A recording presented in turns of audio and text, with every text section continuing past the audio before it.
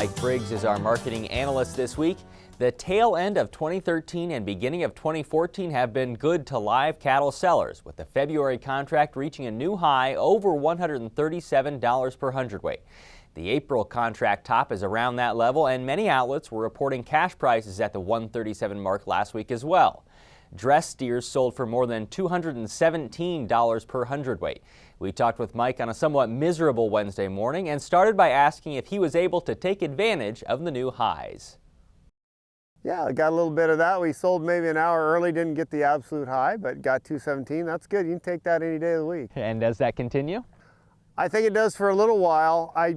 It's going to be interesting. Are we going to ramp this thing up? Are the packers just going to chase it up that hard before it collapses on us? And I don't think there'll be much of a collapse, but you wonder if this won't be a little bit of a blow-off top. It would be really surprising, though, for this time of year. Okay, with that in mind, is there a hurry or is there an interest in placing cattle? Well, if you can, feeding margins have been excellent in December, so guys have made money. So, of course, now we're all back to like a bunch of drunken sailors spending money and buying cattle. And I don't want to place any cattle right now. They're just too far out of whack for me, but yeah, I'd like to place some cattle. The thing that's going to be, this thing's going to just constantly chase itself because it's going to be chasing cattle. And we finally got the market where it's not a premium in the deferreds, and that's always healthy. So you've got a nice market up front, and so that's just going to stay that way for a while. That's going to make it tough to place cattle. December overall, though, was a positive month? December overall was a very good month, yes. Year over year, where we are now for 2014 versus 2013, how much brighter is the picture? That's a great question. I think you're still going to struggle with supplies of feeder cattle. Now, we'll get a grain report this week that hopefully tells us we've got a great big pile of corn, so corn will go down for all us feeders.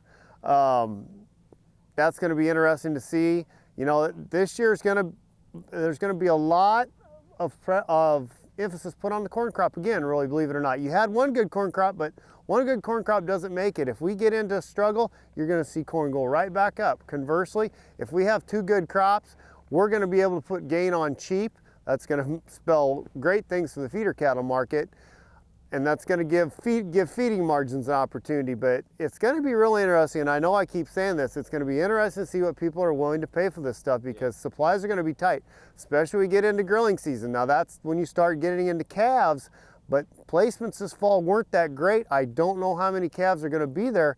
So when grilling season comes, it'll be interesting to see what our slaughter supplies are. And those cutout values are extremely high as well. Ooh, stuff is pricey. So let's talk about going forward here for corn prices. You touched on this, but Friday could be a bit of a concern one way or the other. Who knows who will get the advantage on that. But have you been able to take advantage of the prices where they are now?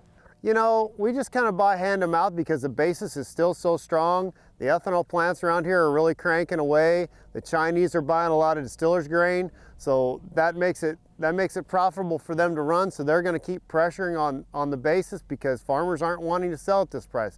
They still want $5, and I'm still telling you, you're not going to get it. But so they keep having to draw that corn. So I'm not going to buy a lot of corn at these basis levels. What do you anticipate slaughter numbers will look at this quarter versus maybe fourth quarter last year?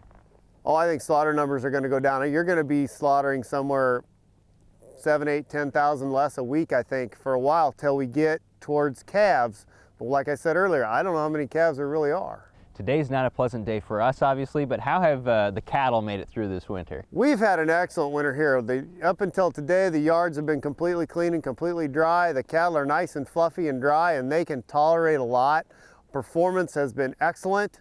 Hopefully, this is a little short-term deal and we don't have very much, and it doesn't flip over on top of us, because it's been an excellent winter as far as feeding performance. Describe to me how the export market has been.